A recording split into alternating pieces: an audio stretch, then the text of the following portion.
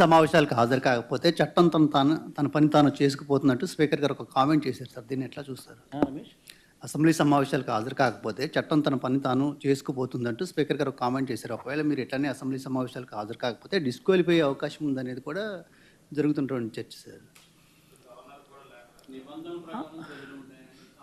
అల్టిమేట్గా అదే దుర్గా నేను చెప్పేది. అల్టిమేట్గా తప్పెక్కడ జరుగుతూ ఉంది? నువ్వు అసెంబ్లీ అన్నది ప్రజల గొంతు వినపడకుండా నీ గొంతులు మాత్రమే నువ్వు వినిపించే కార్యక్రమం చేస్తే నీ అసెంబ్లీ సమావేశాలన్నీ ఏం జరుగుతాయి? ఆత్మస్తుతి, పరనింద, ఇంతే జరిగేది. ఆత్మస్తుతి, పరనింద, నీ అబద్ధాలు, నీ మోసాలు, వీటి ప్రొపగేషన్. ఎవడు మాట్లాడేది ఉండదు, ఎవడు అడిగేది ఉండదు, ఎవడు చెప్పేది ఉండదు. అంతా నువ్వే బౌలరు, నువ్వే బ్యాట్స్మెన్ను, నువ్వే వికెట్ కీపరు, నువ్వే ప్లేయరు, నువ్వే కీపరు, నువ్వే ఫీల్డరు. సమస్య ఏముంది? ఇంక అన్నీ నువ్వే.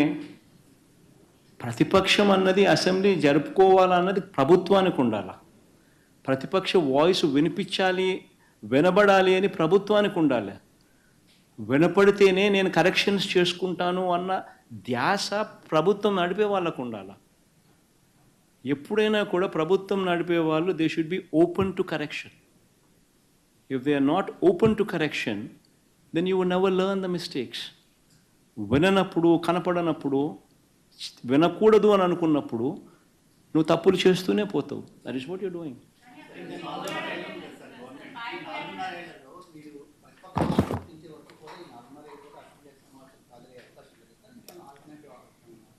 చూద్దాం రమేష్, కోర్టులో కేసు ఉంది. లాస్ట్ టైం స్పీకర్కి సమన్స్ ఇచ్చినారు. స్పీకర్ రిప్లై ఇవ్వలేదు సమన్స్కు.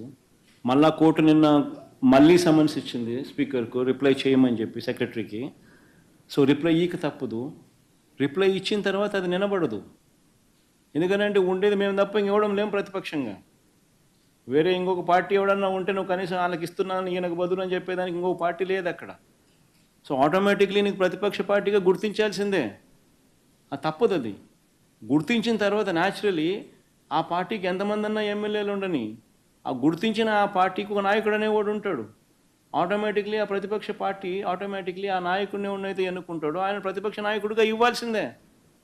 ఇచ్చినప్పుడు ప్రతిపక్ష నాయకుడిగా నువ్వు ఎప్పుడైతే హోదా ఈక తప్పదు, అలా ఇచ్చినప్పుడు ఆటోమేటిక్లీ మైక్ ఇవ్వాల్సిందే.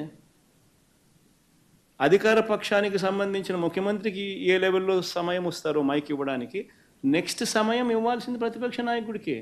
అప్పుడే ఇవన్నీ వినిపించగలుగుతాం. ఇప్పుడు నేను 1:40 సేపు నేను మాట్లాడగలిగాను.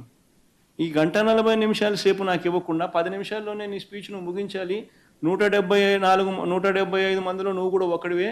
నీకు 174 మందికి సమయం ఇచ్చేది ఏ మాదిరిగా ఇస్తున్నానో నీకు కూడా అంతే సమయం ఇస్తాను అని నీకు కూడా చెప్పి 10 నిమిషాలు నువ్వు ముగించాలనంటే నువ్వేం చెప్పగలుగుతావు? ఏ రకంగా ఈ సమస్యలన్నీ నువ్వు చూపించగలుగుతావు? ఏ రకంగా నువ్వు ప్రభుత్వాన్ని నిలదీయగలుగుతావు? ఏమీ చేయలేము. అప్పుడు అసెంబ్లీకి నువ్వు పోవడం వల్ల లాభం ఏంది? అసెంబ్లీకి మనం పోయేసరికి ప్రజల తరపున మనం మాట్లాడడానికి పోతున్నాము అన్న ధ్యాస ప్రభుత్వానికి ఉండాలి. ప్రతిపక్ష నాయకుడు మాట్లాడితేనే కదా ఈ విషయాలన్నీ నాకు ప్రభుత్వం దృష్టికి వస్తాయి, అప్పుడే కదా కరెక్షన్ చేసుకోగలుగుతాము అని ధ్యాస ప్రభుత్వానికి ఉండాలి. అలా మాట్లాడి ఇవ్వాలా. 40% ఓట్ షేర్ వచ్చిన పార్టీ మాది. నీకు నచ్చినా నచ్చకపోయినా 40% ఓట్లు వేసి ప్రజలు మాకు ప్రతిపక్ష హోదా ఇచ్చినారు. సో ప్రతిపక్ష హోదా ఇచ్చిన తర్వాత నువ్వు ప్రతిపక్ష హోదా నువ్వు ఇవ్వనని చెప్పి నువ్వు అండమే ఆశ్చర్యం.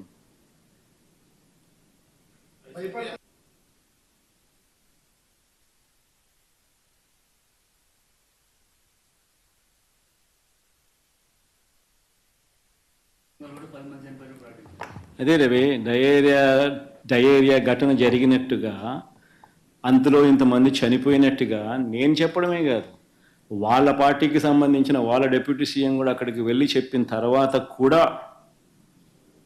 అసెంబ్లీలో ఎవరూ చనిపోలేదు అని చెప్పి ఇంకొక మంత్రి నవ్వుతూ చెప్తున్నాడు అని అంటే, అపహాస్యం చేస్తూ ఉన్నారు అని అంటే దాని అర్థం ఏంది? వాళ్ళే బౌలరు, వాళ్ళే బ్యాట్స్మెన్, వాళ్ళే వికెట్ కీపరు, వాళ్ళే ఫీల్డరు. పరనింద, ఆత్మస్తుతి, ఇవి తప్ప అసెంబ్లీలో ఇంకేం ఉండవు. ఇంకొకడు ఎవడో ఇంకొక వాయిస్ వినపడకూడదు అన్నట్టుగానే జరుగుతూ ఉంది. ఎమ్మెల్యేలు డిస్క్వాలిఫై చేయగలగడం అన్నది వీళ్ళ చేతుల్లో లేదు. నన్నున్నా చేయగలుగుతాను, చేయమను, రమ్మను, రెడీ రమ్మను.